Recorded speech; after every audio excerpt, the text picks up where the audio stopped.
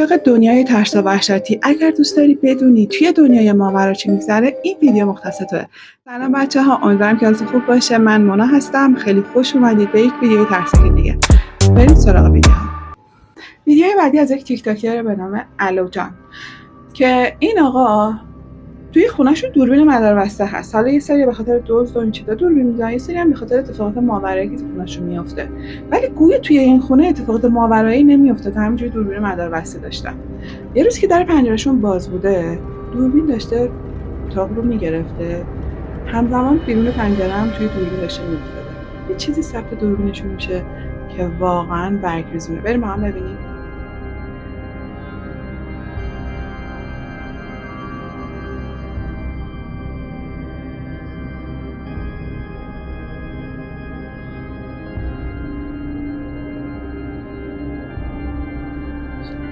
بچه‌ها همه با هم ابوالفضل این چیه؟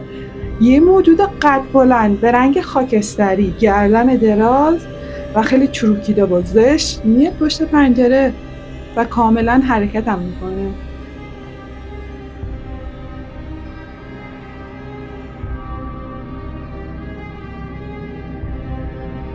این ویدیو از یک دوربین امنیتی داخل حیاط خلوت یک خونه هستش. خانواده در خواب بودن و هیچ چیز غیراتی قرار نبوده ثبت این دوربین بشه. اما وقتی که بعداً فیلم رو بررسی میکنن متوجه میشن که یه چیزی از ملک اونا عبور کرده بدون اینکه هیچ کدوم از اونا از وجود اون مطلع باشن.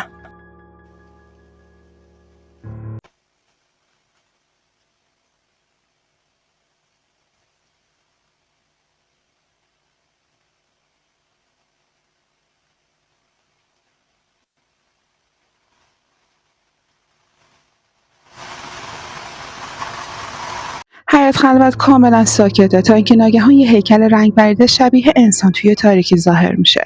طرح کلی اون برای یک فرد عادی بسیار محو به نظر میرسه. اگر به دقت نگاه کنید کاملا بدنش محوه و انگار شفاف و شیشه‌ایه و انگار داره قدم میزنه. به نظر نمیرسه که این یک آدم باشه و این نقص دوربین باشه. به نظر میرسه این یک موجود ماوراییه، یه موجودی ناشناس که آزادانه پشت خونه اینا داره پرسه میزنه. حالا نظر شما چیه؟ این چی میتونه باشه؟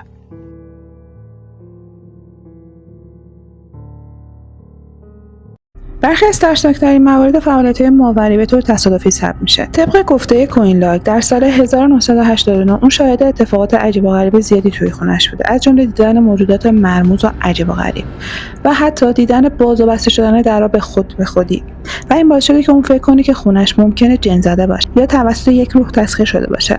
اما اون تا به حال هرگز نتونسته بوده یه مدرکی رو برای اینکه ثابت کنه توی خونش چه خبره پیدا کنه. یه شب در حال پخش زنده بوده که دوربینش یه چیزی رو ثبت میکنه و بیننده هاش متوجه میشن که چی توی خونشه. Hell no. You know, that's funny because my family asked me to move back when I got out of the military, right?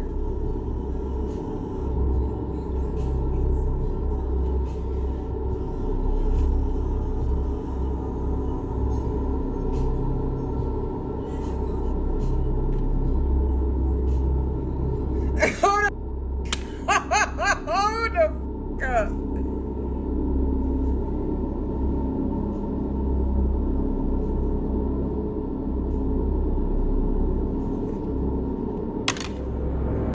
یه نور غیر قابل توضیح در پشت کوین لاگ ظاهر میشه. این نور آشکار اون رو میترسونه و بینندگانش بهش میگن که یه چیزی پشت سرته و سریع پیام‌های نگران کننده‌ای برش میفرستن. از اونجایی که این کلیپ از یک پخش زنده گرفته شده، سریع مخاطبینش بهش پیام میدن. از اونجایی که این ویدیو توی یه لایو خیلی بعیده که جعلی باشه. وقتی که صحبت از مشاهدات ماورا میشه، نورای عجیب اغلب با ارواح و اشباح مرتبط هستن. معروف‌ترین موارد اورب‌هایی هستن که میگن اونا روحن، اما شایدن همچنان گذاشتن که نوری دیدن که به نظر میرسه حرکت میکنه و انگار توسط یه چیز نامرئی داره کنترل میشه. اما اگر فکر میکنید که این ویدیو خیلی ترسناک نیست، بریم کلیپ بعدی رو ببینیم. این ویدیو که قرار ببینید واقعا قابل باور نیست، اما خیلی وایرال شده و اون این هستش که یک موجود ماورطبیعی ثبت دوربین شده.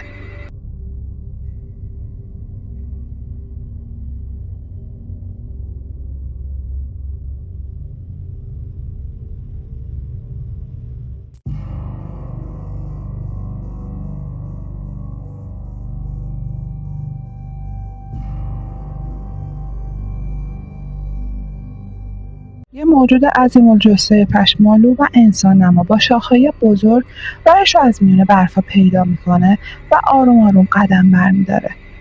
اما آیا این واقعاً یک موجود واقعی ماوراییه؟ یا کسی هستش که یک لباس مبدل پوشیده؟ بعضیا میگن این ممکنه یک وندیگو باشه، یه موجود ترسناک از افسانه‌های بومی آمریکا که یکی از مهمترین موجوداتی هستش که اونجا مخصوصا تو کوههای آپالاچی دیده و صداش شنیده شده. لا بعضیا میگن وندیگو یه موجود اسکلتیه با شاخهای بزرگ و صدای خیلی وحشتناکی داره. اما همونطور که داریم اینجا میبینیم این شخصیتی که توی ویدیو هستش بهش نمیخوره که حالت اسکلتی داشته باشه، انگار سر تا سر بدنش پشمالوه و صورتش هم اصلا مشخص نیست. در رابطه با این ویدیو درست گفته نشده که این مکان کجا هستش. حالا نظر شما چی؟ آیا این ویدیوی واقعیه؟ این ویدیو از یک دوربین مداربسته هستش. مدتی بوده که یک خانواده شاهد فعالیت‌های نگران کننده داخل خونه خودشون بودن و حتی زمزمه‌های نامفهومی میشنیدن. درا خود به خود باز و بسته میشدن و اشیا از جایی که رها شده بودن حرکت میکردن. حتی بدتر از اون اینی که احساس مداومی داشتن که انگار یه چیزی داشته اونا رو تماشا میکرده. بعدش میان یه دوربین امنیتی نصب میکنن تا ببینن که واقعا توی خونهشون چه اتفاقایی میفته. بریم ببینیم.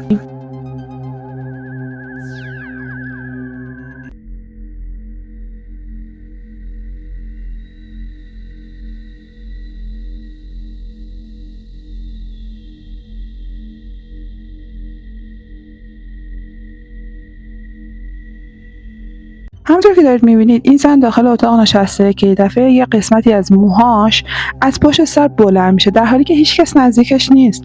اون بعداً ادعا میکنه که به آرومی حتی قلقلکش هم دادن. تنها بعد از اینکه دوربین رو بررسی کرده دیده که واقعاً چه اتفاقی داشته میافتاده.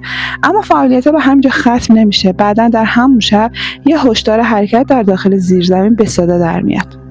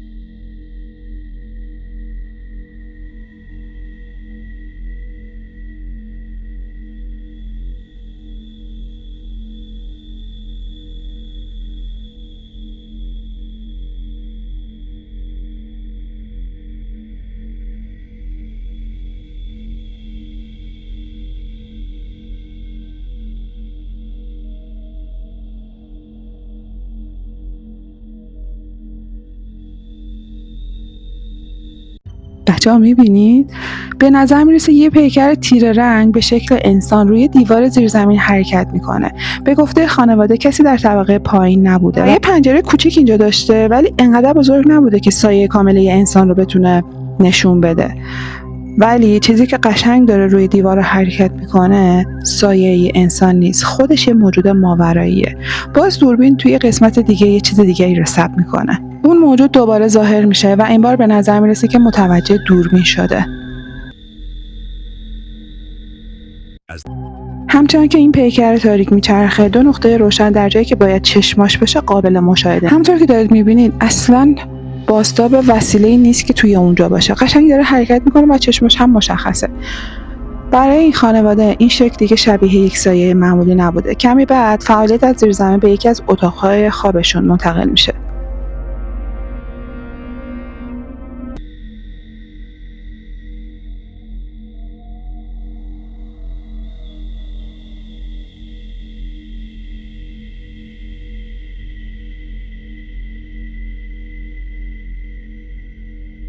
چند ثانیه بعد سر خرس عروسکی خود به خود میچرخه. بعد یه جسم درخشان دیگه از سمت مقابل کادر عبور میکنه و خرس عروسکی یه دفعه میفته.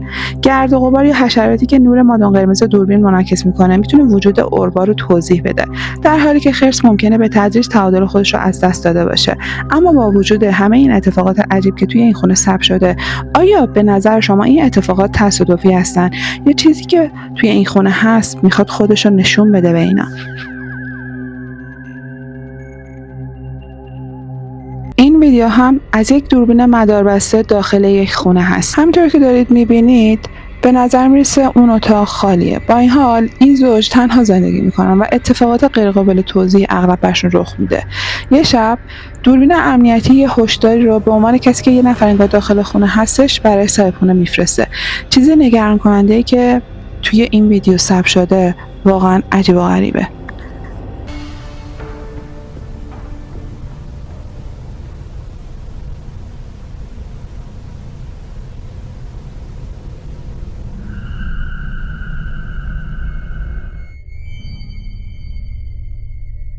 Apenas inicia la grabación, y vemos como una luz parpadea en una habitación en la izquierda.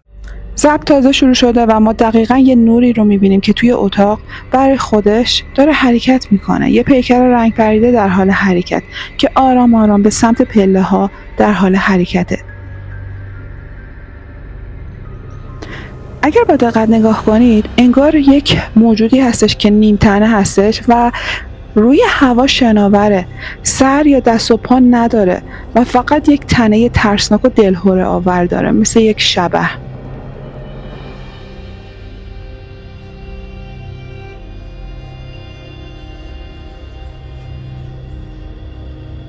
اریکا جردن مادر 3 فرزنده و اغلب لحظات کوچکی از زندگی روزمره خانواده‌اش رو به صورت آنلاین به اشتراک میذاره. یه شب بعد از اینکه بچه‌هاش به رخت خواب رفتن، اریکا از دوربین امنیتی اتاقش استفاده کرد تا ببینه که اونا حالشون خوبه یا نه و بهشون شب بخیر بگه. در ابتدا دقیقاً همون پاسخی رو که انتظار داشت دریافت کرد، اما یهو یه صدای دیگه‌ای هم شنید.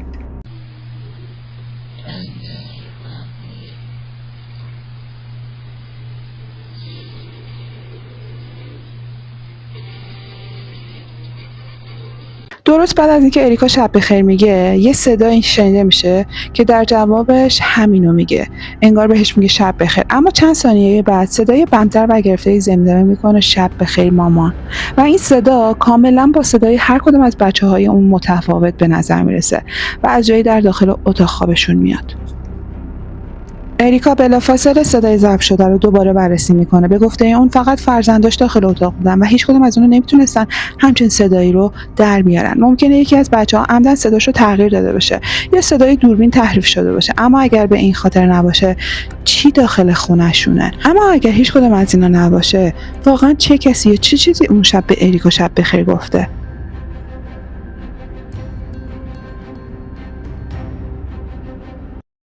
یه افسر شب در یک بیمارستان متروکه که در حال بازسازی بوده مستقر میشه. این مرکز سابقه نگران کننده از وقایع غیرقابل توضیح داشته که باعث شده تعطیل بشه اونجا و حضور امنیتی اونجا زیاد بشه.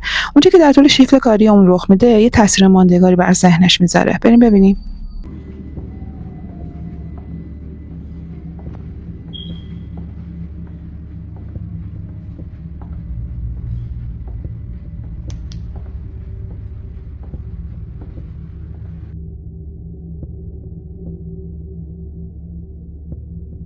افسر در حالی که توی راهروهای تاریک گشت میزنه صدای گریه مشخصی رو میشنوه که در ساختمون خالی طنین انداز میشه.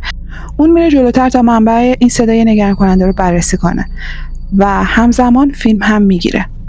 با توجه به اینکه افسر تایید کرده بوده که در ساختمون تنهاست و تمام ورودی‌ها بسته بوده، حضور این سایه سوالات جدی رو به وجود میاره و شواهدی که اون شب جمع میکنه یه چیزی فراتر از توضیحات معموله.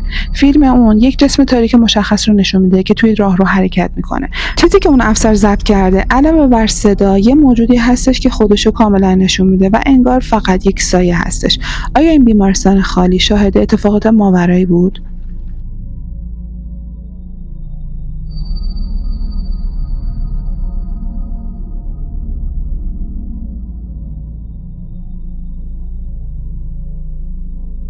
زنی به نام آلی والنسیا داشت از خواهرش میشل که با سرطان دست و پنجه نرم میکرد ویدیو میگرفت. با وجود وخامت حالش میشل همچنان امیدوار بود. متاسفانه اون اخیراً درگذشته و خانواده‌اش رو تنها گذاشته و اونا دور هم جمع شدن و در سوگ فقدانش نشستن. اما در حالی که اونا مشغول یاد بودن کسی شروع به ضبط حرکت یه بادکنک توی اتاق کرد و جایی رفت که خانواده رو مات و مبهوت گذاشت.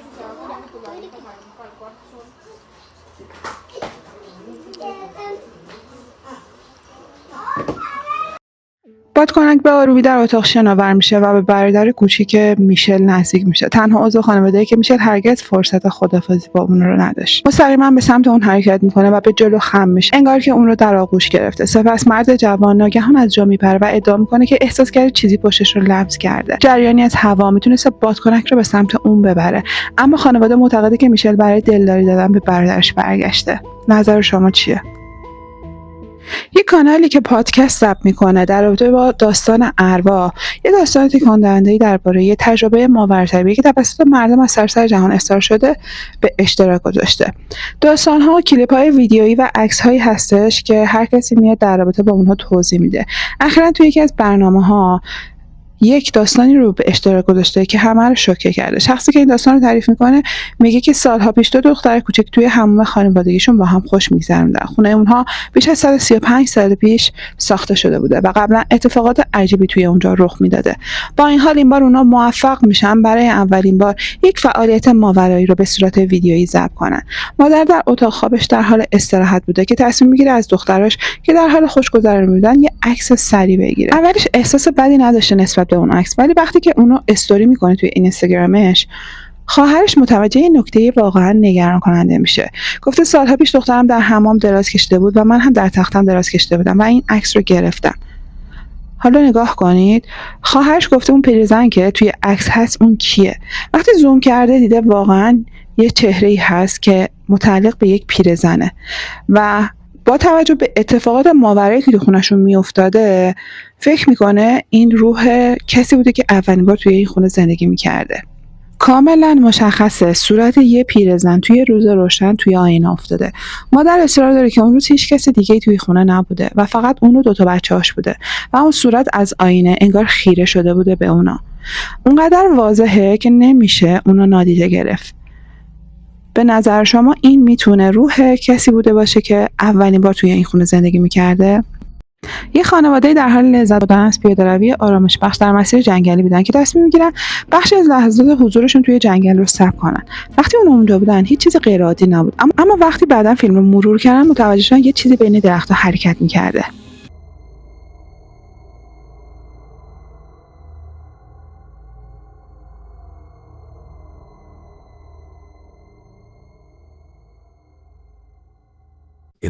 در دوردست میتونیم یه موجود کوچیک شبیه به انسان رو ببینیم که در امتداد مسیر حرکت میکنه. اندازش کوچیکه و انگار به صورت غیر معمول داره راه میره. تشخیص اینکه دقیقاً چه چیزی اونجا هستش خیلی دشواره و این پیکر از میون پوشش گیاهی عبور میکنه. طبق گزارش‌ها خانواده هنگام ضبط متوجهش نشده. تنها زمانی که بعداً فیلمو مرور کرده متوجه اون شکل عجیب شده. میتونه به سادگی یه شخص باشه که از فاصله دور دیده میشه یا یک حیوان. ولی به نظر من واقعا یک موجود ماوراییه. اصلا شبیه یه آدم نیست. اصلا راه رفتنش یه مدل خاصیه. شاید این از اون موجوداتیه که ساکن جنگل هستن. این ویدیو از یک کاربر تیک تاکه که از یک مکانی فیلم گرفته که به نظر متروکه میاد. توی اطلاعاتش گفته شده از یک موجود فضایی داره فیلم میگیره، اما اگر با دقت نگاه کنید اصلا شبیه موجود فضایی نیست، بیشتر شبیه یه موجود ماوراییه. تصویرش خیلی مشخص نیست ولی باید با دقت نگاه کنید تا متوجهش بشید. حالا کسی که این ویدیو رو گرفته گفته قشنگ سر و دستش مشخصه، اما کیفیت این ویدیو افتضاحه متاسفانه. spying on somebody. Maybe he's a little pervert who snuck off from his ship and he's just trying to see some boobies.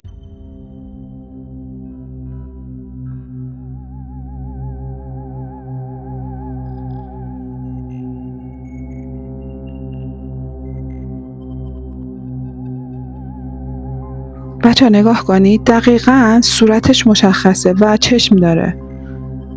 ببین اینجا محو میشه، دوباره چند دقیقه دیگه خودشو نشون میده.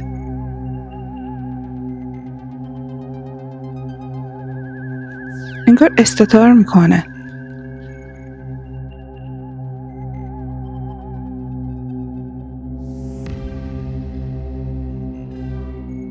بچه حتی به نظر میرسه چند تا موجود ماورای اونجا باشه. میبینید چند تا چشم دیده میشه، چند لحظه خودشو نشون میده و بعد محو میشه.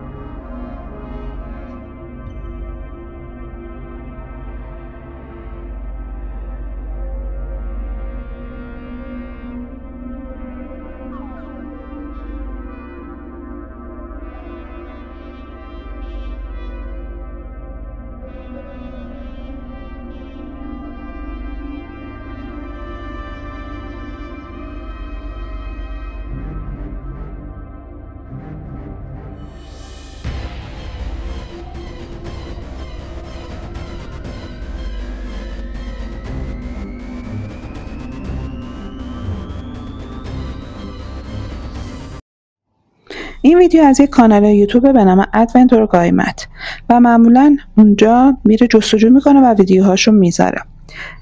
حالا این ویدیوی گذاشته از جنگل‌های تاریک و ترسناک نیست و اون اغلب امیدواره که چیزای ماورایی رو ثبت دوربین کنه، اما قانع کننده ترین مدرکی که توی کانال یوتیوب خودش منتشر کرده توی یک ساختمان متروکه گرفته نشده، توسط یک دوربین امنیتی در پشت یک فروشگاه تخفیفی ضبط شده که بسته هم بوده.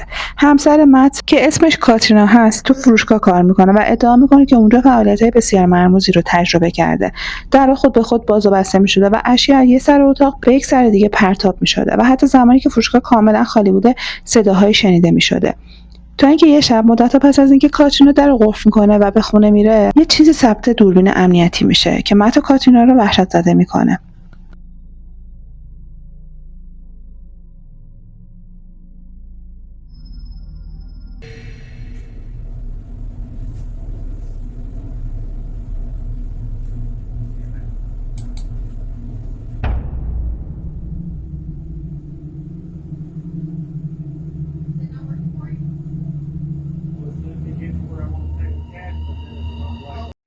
یه موجود رنگ پریده و تقریبا شفاف توسط دوربین امنیتی ضبط میشه. به نظر میرسه که از ناکجا آباد ظاهر میشه و بعد از یک طرف اتاق به طرف دیگه حرکت میکنه و بعد از دیدرس ناپدید میشه.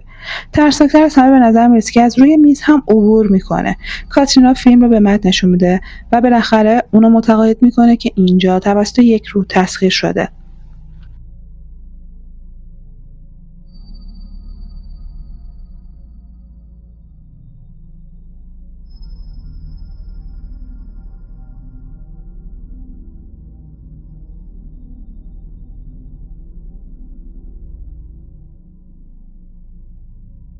خیابان‌های گواتمالا تقریبا کاملا خالی بودن که دوربین امنیتی یک خونه حرکت چیز غیر معمولی رو توی تاریکی ثبت میکنه.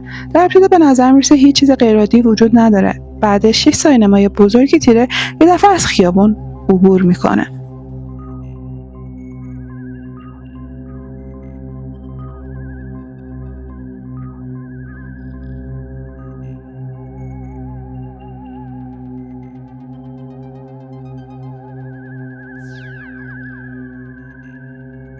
این پیکر به سرعت از یک طرف جاده به طرف دیگه حرکت میکنه و در برابر تاریکی‌های اطراف تقریبا کاملا سیاه به نظر میرسه.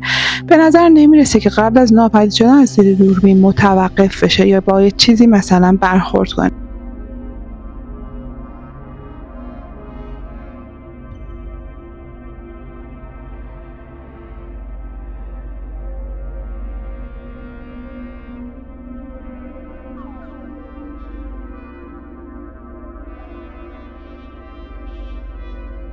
مردی که در یک محله آروم زندگی میکنه اخیراً با صداهای عجیبی که از بیرون میاد از خواب بیدار میشه. اون صداها رو مثل صداهایی توصیف میکنه که انگار یه حیوان بزرگ داره تولیدش میکنه، اما هیچ حیوان خونگی یا هیچ حیوان بزرگی در اون منطقه نیست که این صداها رو در بیاره. یه شب بعد از اینکه با صدای ترسناک از خواب میپره، تلفنش رو برمی‌داره و میره بیرون تا بررسی کنه. اون چند لحظه توی تاریکی به اطراف نگاه میکنه و بعد یه چیزی رو توی درخت‌ها توی همون نزدیکی میبینه که لرزه بر اندامش میندازه. این چیزیه که اون با دوربین ضبط کرده.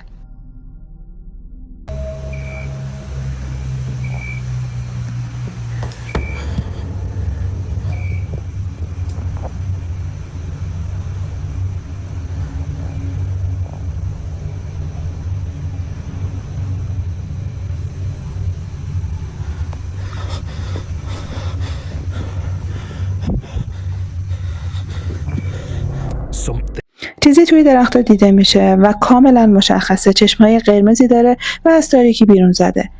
به اندازه کافی خیلی ترسناکه و انگار داره مرد رو تماشا میکنه. هر چیزی که هست توی شاخه‌های بلند درخت پنهون شده. بچه اگر دقت کنید صورتش کاملا قرمزه. اگر نظر منو بخواد این میتونه یه جن باشه که از جنس آتشه که بهشون میگن جن ناری. حالا نظر شما چیه؟ آیا واقعا این با یک حیوان روبرو شده یا یک موجود ماوراییه؟ نظرتون رو صادقانه توی کامنت ها بنویسید.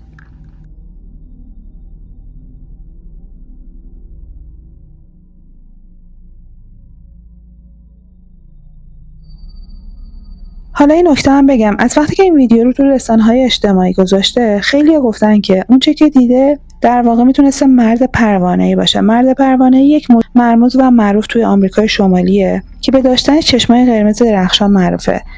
حالا به نظرتون این یک مرد پروانه‌ایه؟ بعد از مرد سگی رسیدیم به مرد پروانه‌ای.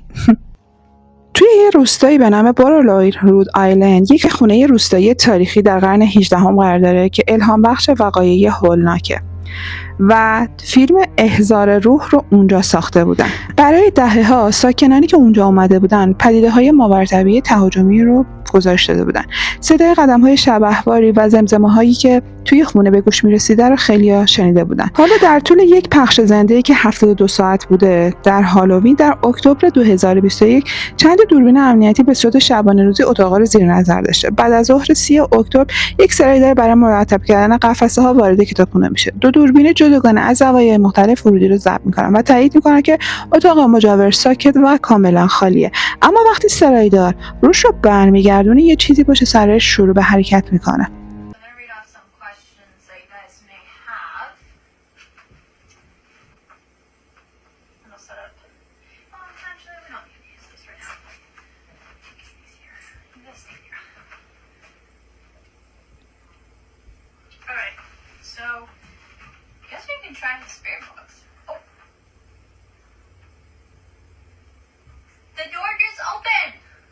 بچه ها دیدین؟ دو طرف داره نشون میده که پشت در هم هیچ کس نیست. درست پشت سرش سرایدار در چوبی سنگین به آرومی باز میشه. انگار یه دست نامرئی اون رو میکشه. یه دوربین ثانویه‌ای که در داخل اتاق مجاور قرار گرفته بوده تایید میکنه که هیچ کس توی درگاه نایستاده بوده و سرایدار هرگز دست در رو لمس نمیکنه و کاملا نسبت به حرکت پشت سرش بی‌توجه بوده. افراد بدبین میگن جریان هوا بوده، جاذبه بوده، کفش ناهموار بوده و از این چرت و پرتا. اما کل حادثه از دو زاویه مختلف در طول یک بخش زنده فیلم برداری شده. ماها بعد سرایدار هنگام بررسی فیلم‌های دید در شب ضبط شده در زیرزمین سنگی بدنام خونه متوجه یک ناهنجاری نگران کننده دیگه میشه. چیزی کنار درگاه باز پنهان شده بوده. چیزی که اون در اون زمان کاملا ازش غافل شده بوده. I've gotten something crazy on camera. Let me explain. Recently, I was reviewing over some footage because I have a bunch of saved footage from the Conjuring house on my phone, as I make a lot of TikTok videos and I needed just a simple video from the basement. So I found this footage that I filmed back on March 21st, and it's a 6-second video, but something really caught my attention in the video. So this is the video. Here I am walking in the hallway of the basement, and as you can see, it's a very short video. While I was watching that video, I thought I saw something in the right-hand corner move, so I decided to crop the video and slow the frames down, and you will not believe what I saw. So here's a crop version of the video, but in the last 2 seconds, it appears like something peeks out behind the pole here. And if you slow the frames down, you can see what looks like a face. I see eyes, the nose, and hairline. And it freaked me out so bad because it's in the last few seconds of the frame. So for those of you that may have not seen it in the video, this photo was a direct screenshot from the video. Look at this. It looks like a face. I see the nose, the mouth, eyes, and a hairline. I sent it to my friends immediately and they were all like, oh my gosh, I can totally see a face there too. And I think it looks like a child. It appears like it pokes out behind the pole here and then ducks down as soon as I'm making my way towards that area of the basement. Does anyone else see it? Let me know in the comments section because seriously. در سایه‌های کنار چارچوب در چوبی یه شکل رنگ پریده و کج و معوج انگار کمین کرده. 2 تا حفره تاریک شبیه چشمای تو خالی و چیزی که به نظر میرسه پیشانی و بینی باشه از میون اون سیاهی بیرون زده. دوستان خیلی باید دقت کنید تا متوجهش بشید. با این حال اون چهره وهم‌آور سریدار رو تا مغز استخونش میترسونه. کمی بعد اون نزدیک راهپیداهای مرکزی مشغول فیلمبرداری بوده که یه در کوچیک کناری رو کاملا باز گذاشته بوده. اون پشتش رو میکنه به اون در و توی راه رو قدم میزنه، غافل از اینکه سکوت پشت سرش به زودی با خشونت شکسته خواهد شد. Guys, yesterday this door slammed shut during my live stream. Let me show you the footage from it. Show you guys it.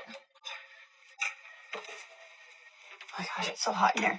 So the boarding room, so that will be for a smiley face, or downstairs we can do either the library or seance room, and then we'll do the basement maybe in a bit. I just don't want to start immediately in the basement. So boarding room smiley face, in order to vote you gotta comment it, I think, or crying face for a different room downstairs. Let me know. Actually, I'll leave this open for now, just in case we end up going in. Grab my stuff while you guys are voting. Just not the basement right now because I don't feel like going down there. Oh, why did that door just... Did that... Wait, what the... I didn't shut that door. There's no way the wind caused that. I had it wide open. It won't open now. Okay. I left it like that and it literally closed on its own. What the heck? You guys heard that too though. سریدار وقتی میره در کاملا باز بود. یادتونه لحظه بعد یه صدای مهیبی راه رو در بر میگیره. وقتی که اون با عجله برمیگرده در بسته شده بوده. اون در رو باز میکنه و دور میشه چون میترسه، فکر میکنه چیزی پشت دره. این بار دیگه تکون نمیخوره. هر حادثه‌ای که اونجا اتفاق میفته کاملا مشخصه که ماوراییه.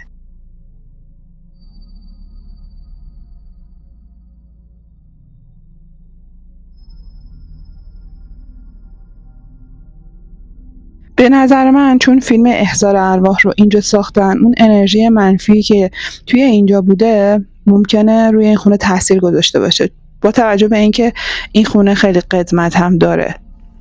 حالا نظر شما چیه؟ به نظرتون این ویدیوها واقعی بود یا نه؟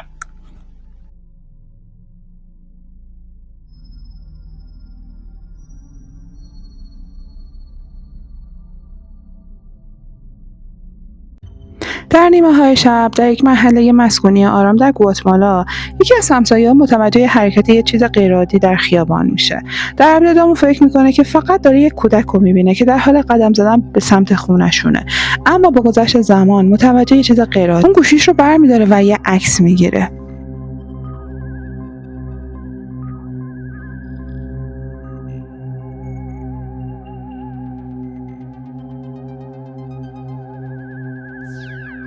این عکس توی تاریکی گرفته شده و مشخصه که یک سایه‌نمای دختر جوان که انگار توی خیابون به تنهایی ایستاده توی عکس نمایان شده. توی اون تایمی که این آقا بیرون بوده به نظر میرسه از 12 شب به اونور بوده که براش غیر عادی بوده که یه بچه توی اون تایم بیرونه. برای همین وقتی که نگاه میکنه میبینه اصلا کلا انگار بچه نیست، شفاف بدنش. بعد شروع به عکس میکنه. کاش که یه فیلم گرفته بود. این ویدیو از یک مادره که از پسرش داشته فیلم میگرفته و متوجه یه چیز غیر عادی میشه.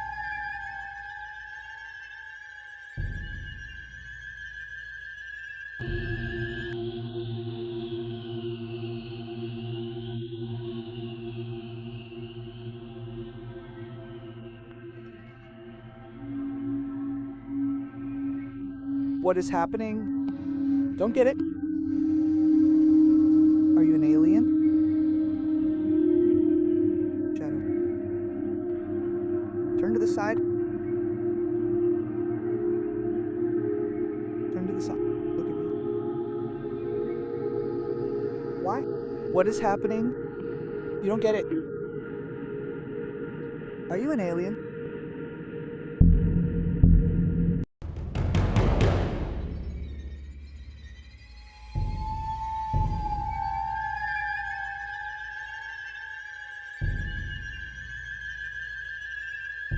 اگر با دقت نگاه کنید انگار این سایه اصلا متعلق به این کودک نیست. گردنش خیلی درازه و کلش اصلا یه حالت خاصی شبیه آدم فضایی ها. خیلی ها گفتن شاید مثلا آدم فضایی بچه‌هاش رو تسخیر کرده، اما نمیشه گفت. ولی واقعا سایش غیر عادیه. شما میتونید بگید که واقعا اینجا داره چه اتفاقی میفته؟ حالا به اون سگه نگاه کنید، جرئت نمیکنه وارد بشه و انگار از یه چیزی ترسیده و بچه هم یه حالت عادی داره. حالا بگیم که حالت غیر عادی داره نه، ولی نمیدونم چرا سایش اینجوری دیده میشه. گردنش خیلی دراز دیده میشه در صورتی که گردنش انقدر دراز نیست. به نظرتون چی بود؟ این ویدیو از یک مرکز خرید به نام گونای گالریا هستش که توی مکزیک بوده. معمولا مرکز خرید باید جایی باشه که مردم برن اونجا خرید کنن دیگه، اما حالا تبدیل شده به جایی که میگن یه روح کودک اونجا رو تسخیر کرده. یکی از این ارواح متعلق به یک کودکی بوده که قبلا اونجا بوده و انگار از اون بالا میفته و میمیره. کارمندایی که اونجا کار میکردن معمولا وقتی که تا دیر وقت بیرون میموندن روح اون دختر کوچولو رو میدیدن. حالا یه شب که چند تا کارگر اونجا بودن تا اینکه سقف رو تعمیر کنن، یه چیزی میبینن که اونا رو وحشت زده میکنه. بریم ببینیم.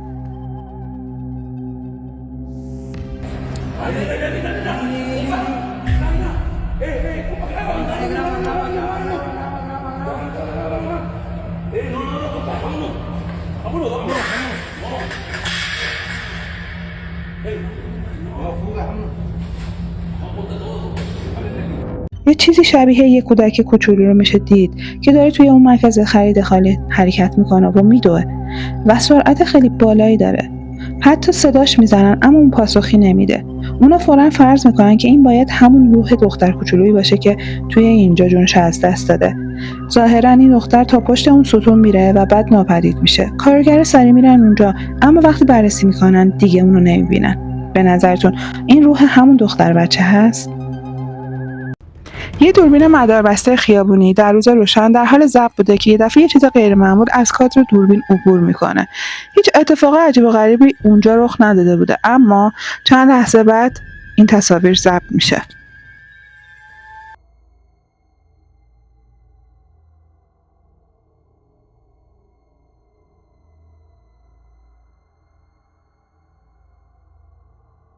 بچه‌ها کاملا واضحه که یک سایه سیاهه که انگار چند دقیقه‌ای رو جلوی این خونه میسته. مثل یه ابر تاریک میمونه که داره خود به خود حرکت میکنه. حالا اگر با دقت نگاه کنید کسی اونجا نیست که بگیم سایه یه کسی هستش که مثلا روی دیوار افتاده.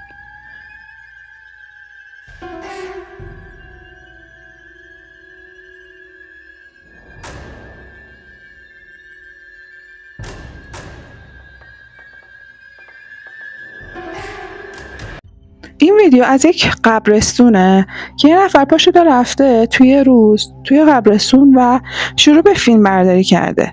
گویا قبلش متوجه یه چیزی میشه پشت سنگ قبرها که براش غیر عادی بوده. برای همین دوربین رو برمی‌داره و این ویدیو رو میگیره. این ویدیو خیلی قدیمیه و کیفیت خیلی پایینی داره، اما حالا چیزی که ثبت میشه واقعا ترسناکه. بریم ببینیم.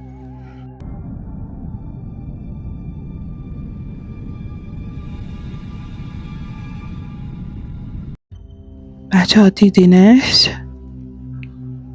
یه موجودی به رنگ خاک پشته یکی از اون سنگ قبر هست و کاملا هم واضحه. دستای خیلی باریکی داره و چشمای خیلی روشنی و چشمای خیلی بزرگی هم داره و انگار چشماش روشنه. میبینید؟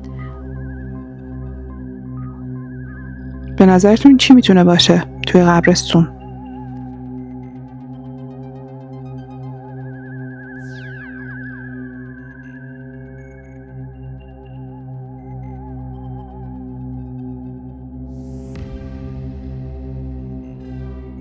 این ویدیو هم از یک دوربین امنیتیه در چامپوریکو و نزدیک یک کانال آبی بوده این دوربین امنیتی. حالا ببینید چی ثبت میشه. یه پیکر رنگ پریده نزدیک لبه کانال ظاهر میشه.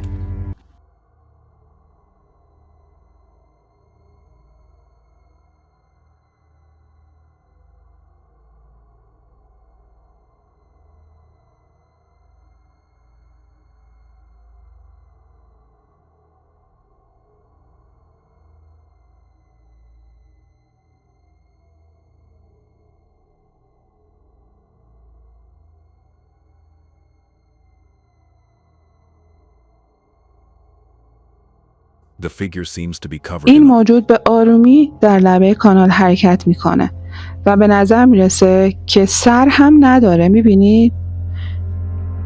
خیلی هم میگن این ممکنه یه نفر باشه که لباس رنگ روشن پوشیده باشه و تو تاریکی داره راه میره، اما به نظر من خیلی غیر عادیه یه نفر اینجوری لباس بپوشه تو شب توی تاریکی بیاد اینجوری راه بره. نظر شما چیه؟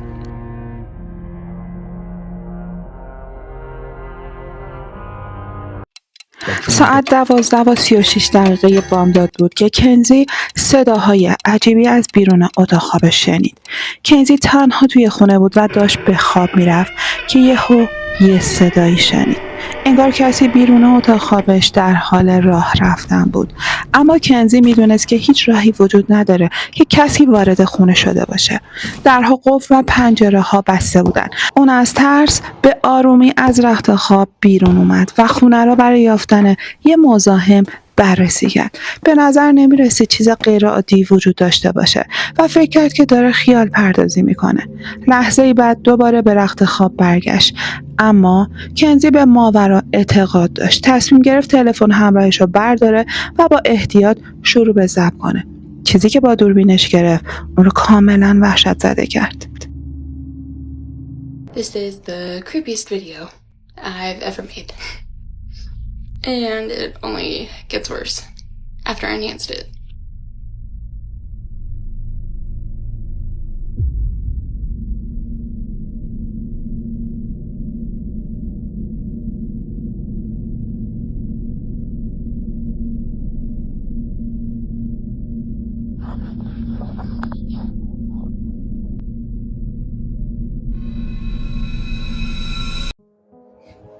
در راهروی تاریک چیزی شبیه به یک قد بلند دیده میشه. کنزی جرئت نمیکنه که جلوتر بره. چراغو نمیتونه بره روشن کنه. چیزی در رابطه با اون موجود اونو انقدر میترسونه که انگار خشکش زده. اون میدونه که نمیتونه اون یک مزاحم باشه، چون چند لحظه قبل خونه رو جستجو کرده بود.